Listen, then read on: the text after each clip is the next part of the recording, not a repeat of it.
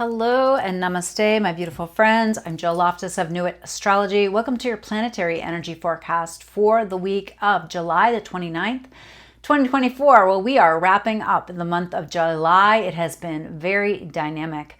Now, August also pretty busy. First couple weeks of the month, not too bad. I like, especially this week. I like.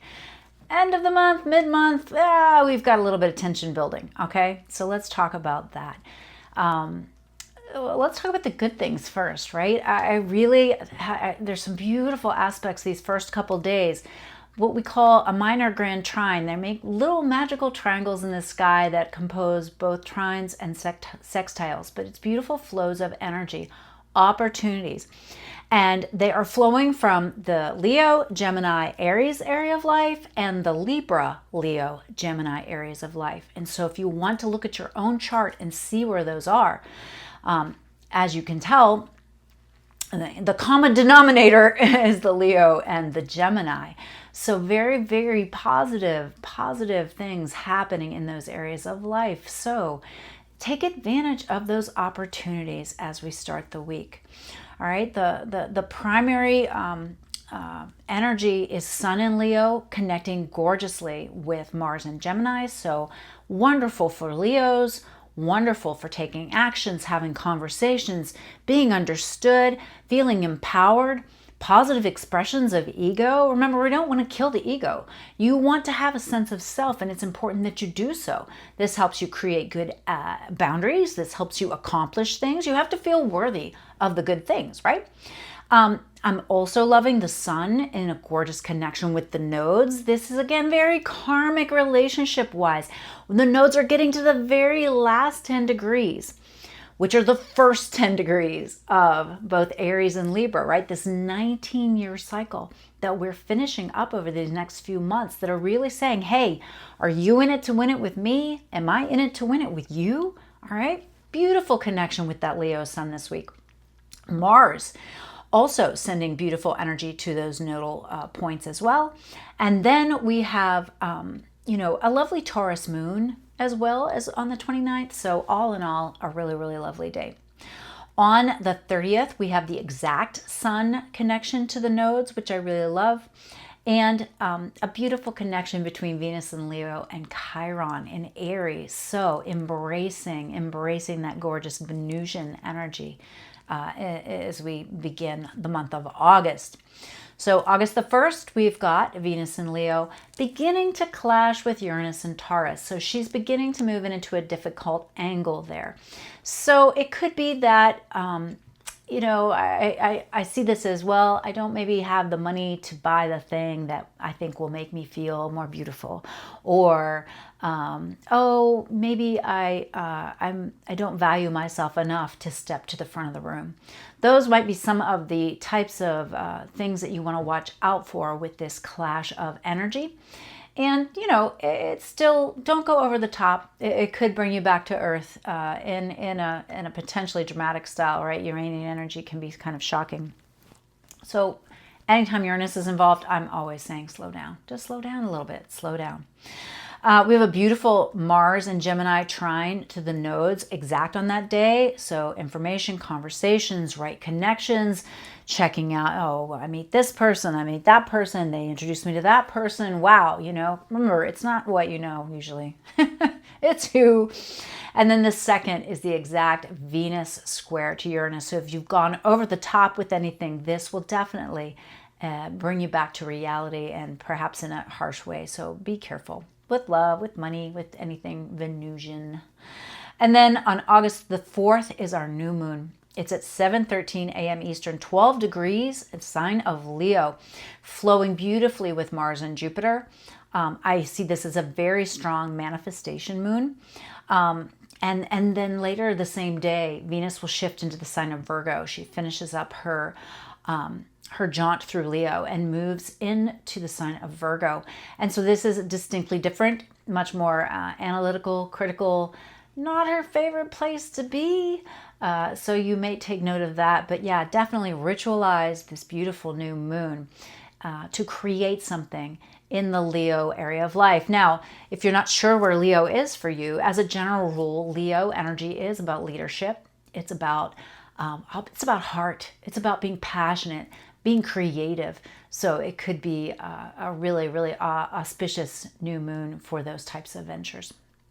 All right, so for the light of the week, well, those minor grand trines, those magical triangles in the sky, just give us that blessing or opportunity to see the way forward. But again, Gemini energy, you must think the thought, speak it, and then take the action, right? You miss any of those, and often it doesn't come fully to its best expression, all right?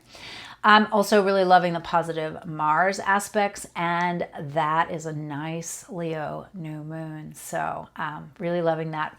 As far as the shadow for the week, well, Venus square Uranus, right? I mean, that's just, you're confidently going in one direction, and all of a sudden you have to adapt. You have to slow down. You have to shift direction.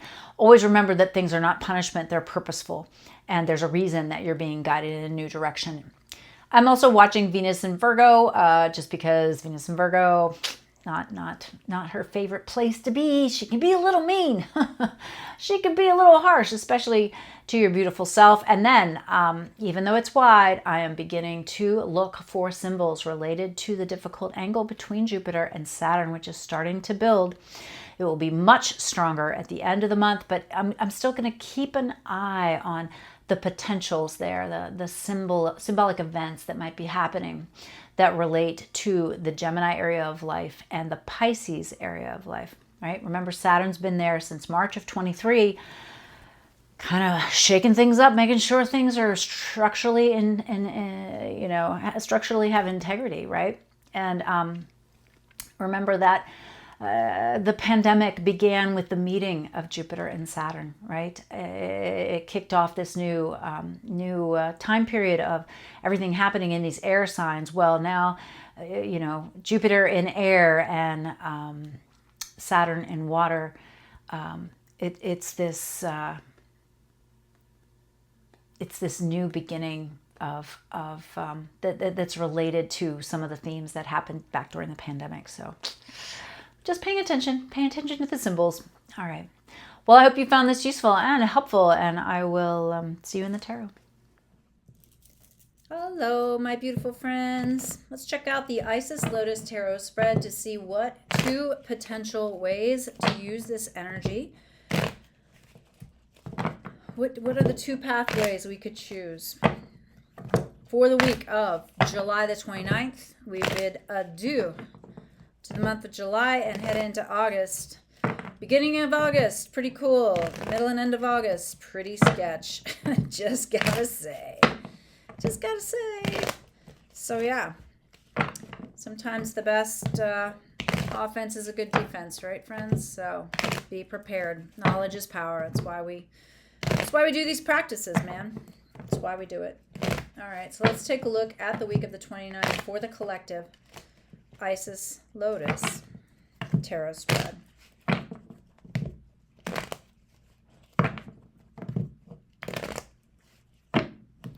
All right.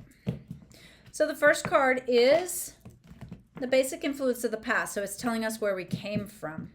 And for this week, well, it's been stressful. We're coming from some real stressors. This, in fact, this card came up last week on the one thing. So yeah, but this is reminding you that a lot of these are mental constructs, okay? Don't get lost in the what if, okay?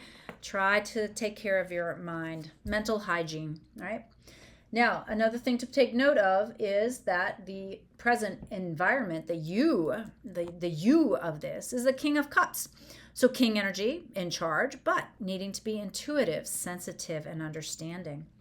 The environment, well, something didn't go according to plan. 10 of Swords. It feels like you fell flat. It feels like there was something that just didn't go your way. You're maybe feeling defeated in some way.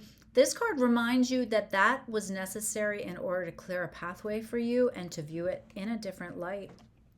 Now, as these influences come together, 8 of Wands, things are going to begin to unfold very rapidly, very rapidly. And the key card of the future is the 4 of Swords. You need to prepare and then wait for the right opportunities. Now, two different ways to go about this. One, Five of Wands. Well, that could make you feel really conflicted. You might be like, but no, I've got to do something right now. Or the people around you might, disagree with some of the choices that you're making. So there's this kind of energy of arguments. On the other side, Five of Cups. Yeah. So the one side gets angry and the other side gets sad, right? There could be like, oh, well, it's not working out. I don't have this, I don't have that. This is the card that reminds you, look at the positives and not just the negatives, okay? Now, the key card, the detail key card of the future is the Page of Swords. Don't be immature. Don't be childish. Step up, grow up, mature, handle it. You've got to handle it, all right? And the modifiers. Over with the Five of Wands, we've got our old friend Seven of Swords. It's just shaping up to be quite the week, eh? Yeah, we knew that, right? There's just a lot of difficult energies we're coming from after that full moon.